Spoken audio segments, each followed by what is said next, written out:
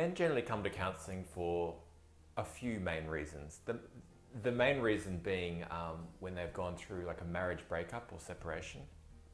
This is pretty much the most devastating time in their life.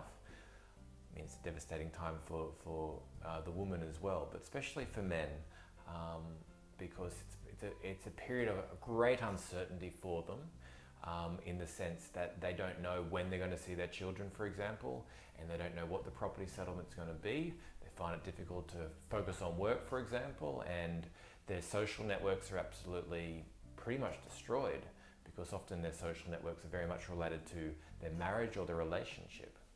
So they come to speak to me to help to navigate that really difficult process. And it also helps that I've got some knowledge about the family law process, so I can advise them about what to expect. I mean, generally people come to a family law process very naive in not really understanding how the whole process works. People think it's going to be over in 6 months, for example. Some family law processes take years, 2 to 3 years to complete. And men are often very problem focused or problem solvers, so they're like, how do I get the children? How do I, get the property settlement that I want? What forms to fill in?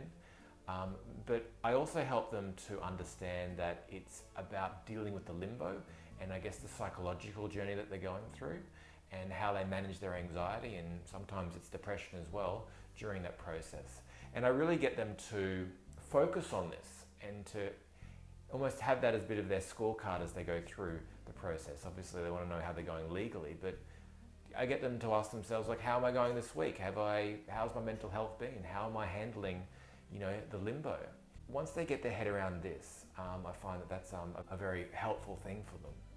Now, men also come for a variety of other reasons, such as workplace stress. They'll come to speak to me. Obviously, career is very important for men, and especially working in the corporate world, there's all sorts of stresses that are out there. Especially workplace bullying is more common than you think. Just generally workplace stress. Guys will come and speak to me for juggling it all, such as juggling being a father, being a husband, being a worker, relationships with their extended families as well, and managing relationships with their friends. Like, it's quite a difficult thing to sort of manage all these balls, and they come to speak to me for that reason. Men will come to speak to me for handling anxiety and wanting some general tips of how they can manage their anxiety. So all those sort of the main reasons why people have mental health problems, men have this as well. And the good thing with men in seeing a psychologist is that they can actually have a real conversation with someone, especially another male in my case, because men don't really talk about their feelings. They're not like women where they'll catch up with their friends and they'll have like a 3-hour coffee catch up and they'll talk about all their emotions related to a topic. Men just don't do this, especially men in Australian society. So they obviously bottle a lot of their feelings up and their thoughts, and obviously that is not a good thing if it's left to fester long term. And so they can come in and they can speak about whatever they want, and process whatever thoughts they've got, and know that it's not going to be shared with anyone else, or they're not going to be considered to be weak or fragile or anything like this.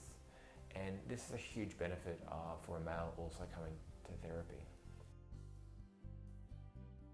So vulnerability in males is a topical issue that's come up in the media in the last couple of years. I mean, males now are much more vulnerable or able to speak about their emotions than they were, say, 50 or 70 years ago. But we still have a massive problem when it comes to vulnerability in males. Like, on the one hand, society is saying men have got to talk about their feelings, they shouldn't bottle them up, we appreciate this. But on the other hand, society is still telling men that they've got to be the strong people, that they can't have any weakness, they've got to be the one there to support their wives, or to be the strong people at work. And really, men are very confused. They're saying, all right, well, I can be vulnerable in maybe these very few scenarios. Say if you go away on a weekend workshop, or at a specific time when maybe the kids are in bed, the wife has some energy to listen to them. But for the rest of the time, they're not really allowed to be vulnerable. And I think this is a massive problem. So men as a result go, well, I'm going to be punished for any vulnerability that I have, or society doesn't really want to hear it, so I won't do anything. I won't say anything. I'll just sort of keep it to myself, and then any emotion that I have will come out through anger. And this is the problem. So if we want to deal with, anger management problems in men in society, then we need to allow them to be a little bit more vulnerable. And of course, coming to see a counsellor is a good start to that. But we've still got a long way to go. I mean, they've got to feel more comfortable being vulnerable with their friends and talking about these things. We've got to allow them to be more vulnerable when it comes to the home environment. Obviously, men and women communicate differently. If we all communicated the same, then we wouldn't have any of our marital or relationship problems. Men obviously are more solution focused, or at least we're socialized to be more solution focused, and generally speaking probably use less words, and we definitely don't value the importance of communicating how we feel or our process for getting somewhere. It's very much, what's the solution, let's sort of move on. So when it comes to the therapy room, for example, it's important for the therapist to understand how men do communicate. And often men also communicate not through words. They could communicate through silence or through activity, for example.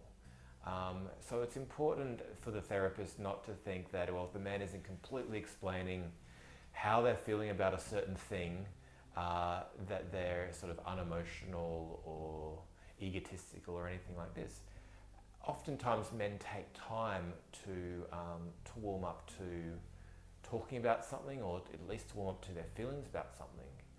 And sometimes through a word or a story that they say, or a look, which may not come across to the untrained eye as being anything or being significant, can be actually very significant.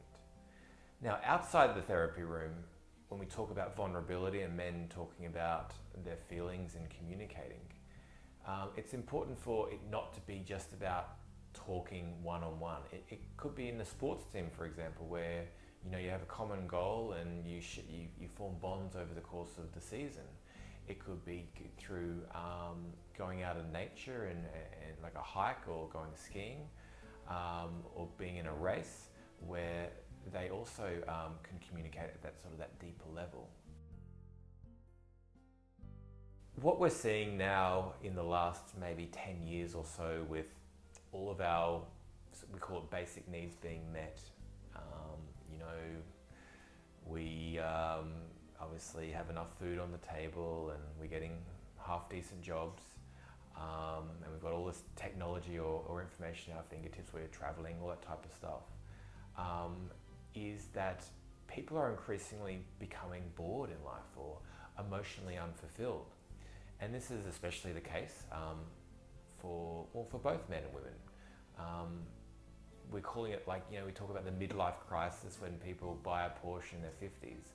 But what we're increasingly seeing is the quarter life crisis, where people may be going to university and finishing university, and they may have hung out with their friends from school up until the age of 25 from finishing school or being at university, maybe lived at home, but they're bored. There's something missing in their life. I like to call this the bored funk. This is a big reason why people actually come to speak to me now. So we think that making life easier or achieving more and more things, this is what the media tells us to do, is going to make us happy. But it's not. I mean, the human condition, in a sense, is born to struggle a little bit. I mean, imagine yourself when you finished, a very difficult exam, or you've gone on a 6 or 10K run, or you've gone through a difficult experience with friends or family. You'll often find that there's a sense of satisfaction, even happiness, in going through these experiences. I mean, if you look at any of these documentaries around people who kind of have it all, especially people who've been born into money, you'll see that they're not happy. They're actually very bored in life. So when we talk about emotional fulfillment, it's about engaging in these activities that challenge you and fulfill you. Sometimes it's going to these very interesting workshops where you get to connect with people in a different way. Other times it's having these really big challenges in life that sort of stretch you a little bit to the edge. So as I said, it's not just about being comfortable in life. And most people, when they think about being happy, they think about, how do I achieve things? How do I make life easier? Instead, you might want to be thinking, well, how do I challenge myself a little bit? How do I maybe get a little bit dirty in life? And if you can do that, then I think you're going to be much happier and avoid the pitfalls of the quarter life crisis or even the midlife crisis.